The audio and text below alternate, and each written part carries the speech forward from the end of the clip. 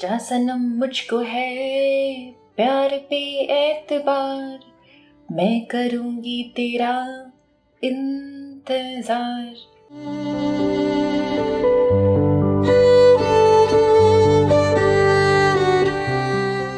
Hello दोस्तों, welcome to another episode of दिल की कहानी और मैं हूँ आपकी होस्ट और दोस्त मयूराक्षी। तो आज हम आ चुके हैं फिर से नेक्स्ट पार्ट लेकर आपकी फेवरेट कहानी का।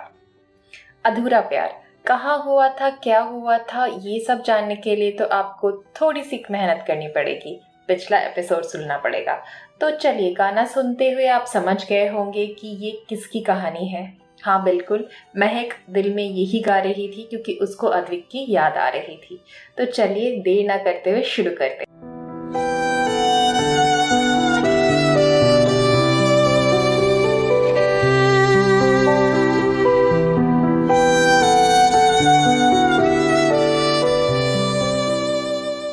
कर चला गया था।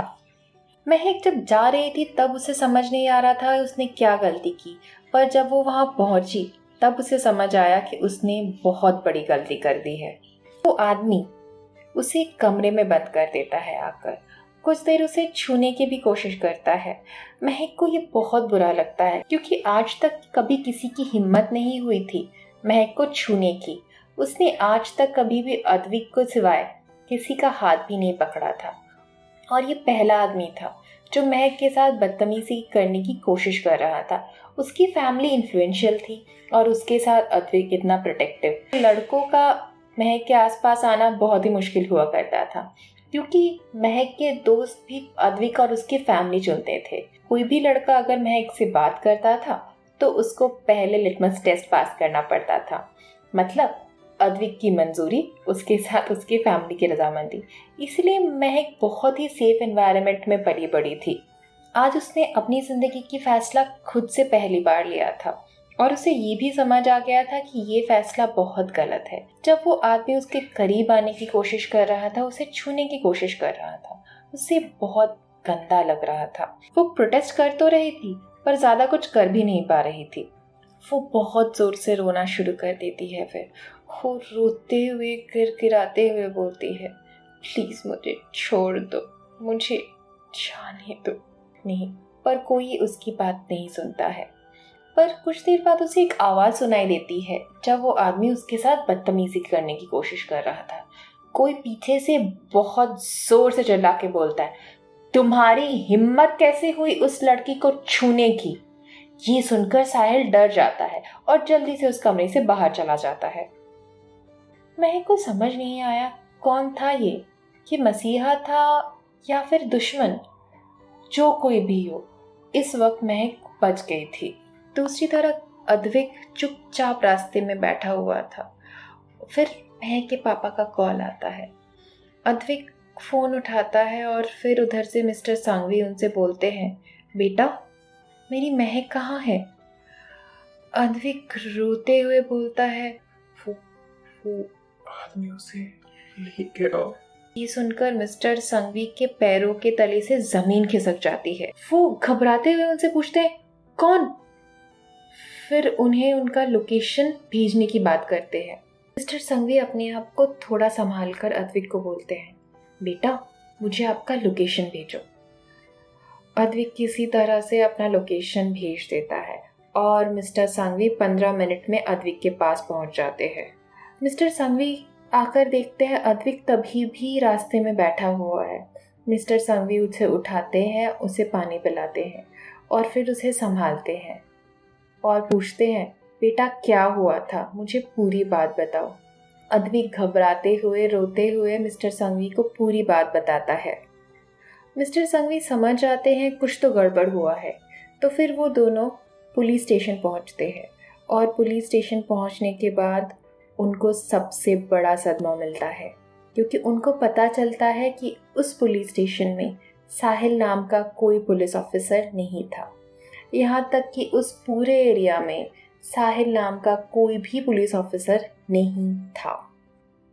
ये सुनकर वो दोनों और भी डर जाते हैं और वो कंप्लेन करना चाहते हैं, पर पुलिस ऑफिसर कहते हैं कि 24 घंटे के पहले वो कोई भी किडनैपिंग का केस दर्ज नहीं कर सकते। अद्विक हार चुका था, पर मिस्टर संघवी बोलते हैं शायद हम आसपास ढूंढ सकते हैं तो फिर हमें कुछ पता चले, और वो अपने सारे सोर्सेस की मदद से महक को ढूंढने की कोशिश करती है। महक की पूरी फैमिली रोड पे आ जाती है, उनके भाई, उसके चाचा, सब लोग, पर सब लोग महक को ढूंढने में नाकामयाब होते हैं। अद्विक ना कुछ खाता है ना कुछ पीता है, सिर्फ महक को याद करता है और महक को ढूंढने की कोशिश करता है। देखते देखते 2 दिन बीत जाते हैं, पर महक का कोई पता नहीं चलता है। महक को उन लोगों ने ना खाना दिया था ना पानी, और इस वजह से महक की तबीयत धीरे धीरे खराब होना शुरू हो जाती है।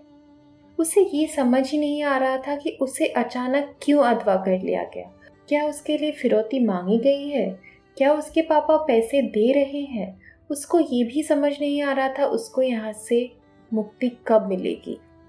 वो तो बस अद्विक को ही याद कर रही थी, और वो ये एक्सपेक्ट कर रही थी कैसे भी करके अद्विक वहाँ पहुँच जाए और उसे बचा ले। इत्तेफाक से उस दिन महक का जन्मदिन था, और हर साल अद्विक और उसकी फैमिली महक का जन्मदिन बहुत धूमधाम से मनाते थे।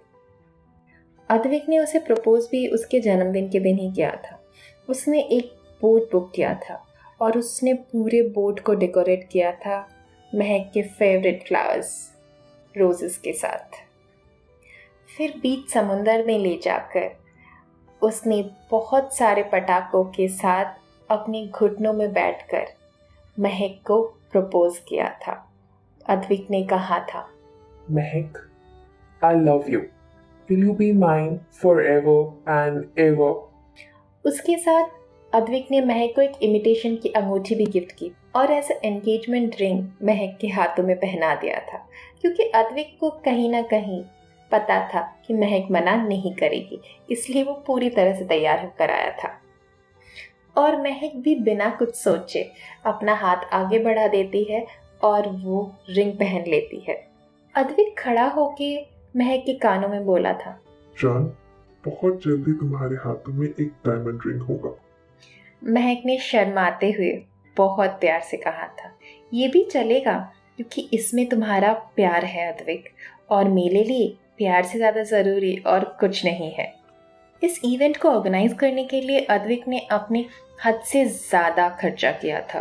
अद्विक एक मिडिल क्लास लड़का था और उसके लिए ये सब अरेंजमेंट्स करना मतलब काइंड ऑफ लग्जूरियस अरेंजमेंट्स था। पर महक को ये बात बहुत खुश कर गई थी कि अद्विक उससे इतना प्यार कर सकता है और अद्विक महक की खुशी के लिए कुछ भी कर सकता है। महक के कजिन्स और उसकी फैमिली ने भी अद्विक की बहुत मदद की थी इस प्लान में। और फाइनली प्रपोजल के बाद जब बोट साइड में आया तो महक की फैमिली और उनके क्लोज फ्रेंड्स एक साथ खड़े हुए थे, क्योंकि वो लोग स्कूल फ्रेंड्स थे, तो उनका क्लोज स्कूल ग्रुप साथ था उनके इस मोमेंट को चेरिश करने के लिए। सब ने उन्हें बहुत सारी बधाइयाँ दी थी और सबको पता था कि ये वर्ल्ड के बेस्ट कपल है, क्योंकि वो एक दूसरे के लिए बने थे। तब वो सिर्फ 21 साल के थे, तो लोगों को पता तो था ये एक दूसरे के साथ रहेंगे, पर बहुत बच्चे थे वो शादी के लिए। देखते देखते उनकी ज़िंदगी में 5 साल बीत जाते हैं और अद्विक को एक बहुत अच्छी नौकरी मिल जाती है। 5 साल के बाद अद्विक ने इस साल महक के बर्थडे के लिए बेस्ट प्रिपरेशन किया था, क्योंकि इस साल वो महक को शादी के लिए प्रपोज करने वाला था। उसने डायमंड रिंग्स भी मंगवा ली थी। अद्विक को एक अच्छी जॉब मिल गई थी, उसके साथ कंपनी एकोमोडेशन और उसको अच्छा खासा सैलरी हाइक मिला था। सब कुछ मिला के उन दोनों की ज़िंदगी पिक्चर परफेक्ट बनने ही वाली थी, लेकिन इस हादसे ने उन दोनों की ज़िंदगी की काया पलट दी। अद्विक अपने कमरे में बैठकर महक की तस्वीर को अपने गले से लगाकर रो रहा था और उस अंगूठी को देख रहा था, क्योंकि आज महक का जन्मदिन था और आज उन दोनों की ज़िंदगी का सबसे खास दिन होने वाला था। पर आज वो अलग थे। अद्विक को तो पता भी नहीं था महक कहाँ है, किस हाल में है।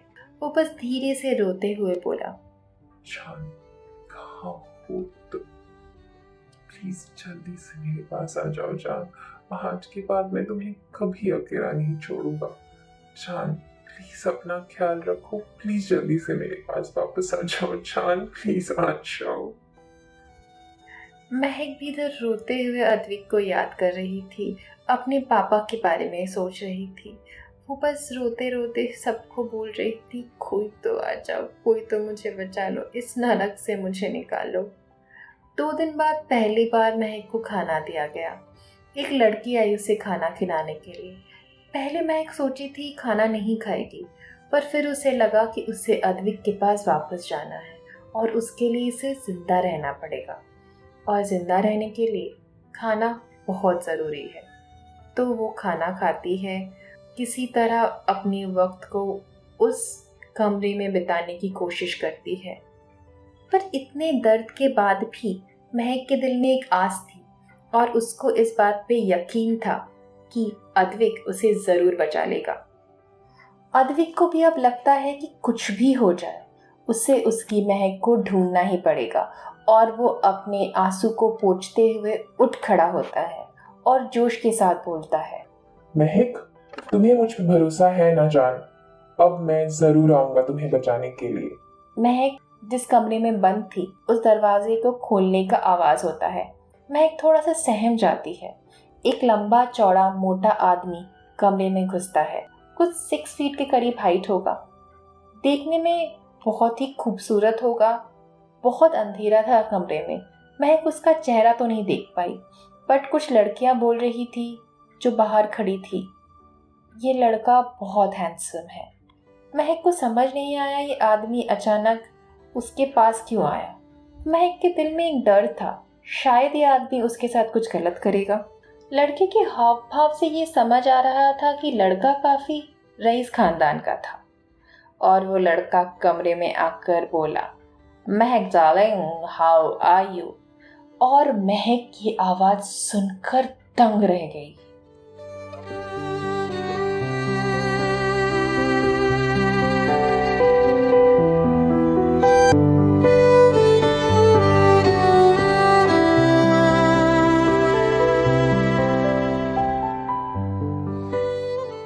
महक को साहिल ले तो कौन था वो आदमी, और क्यों उसने महक को बंद करके रखा था? क्या महक उसे जानती थी? और क्या होगा आगे? क्या अद्विक उसे बचा पाएगा?